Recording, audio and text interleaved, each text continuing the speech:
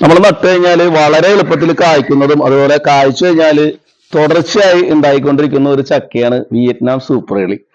ഇതിന്റെ തല എപ്പോഴും വെട്ടി നമ്മൾ പ്രൂൺ ചെയ്ത് നിർത്തിക്കൊണ്ടിരിക്കണം. ഒരുപാട് പൊക്കത്തേക്ക് വിടാതിരുന്നാൽ നമ്മൾക്ക് ആവശ്യത്തിന് ഇതേപോലെ വേണ്ട ഇത് ഇതിനകത്ത് കിടന്ന് പഴുത്തേക്കണാണ് വേണ്ടത്. ഇതേപോലെ നമുക്ക് ചക്ക കിട്ടും.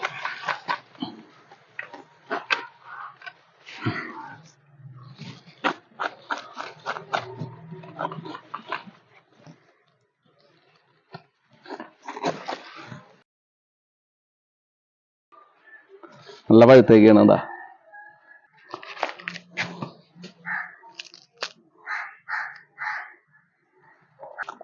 മരത്തിൽ കിടന്ന് തന്നെ നമുക്ക് പഴുപ്പിച്ചെടുക്കണത്. എന്നാലാണ് നല്ല മധുരം കിട്ടുള്ളൂ. വെട്ടി സാധാരണ ചക്ക വെക്കണ പോലെ വെട്ടി വെക്കണ്ട, മരത്തിൽ തന്നെ കിടന്നിട്ട് നമ്മൾ പഴുത്തിട്ട് കഴിക്കുക.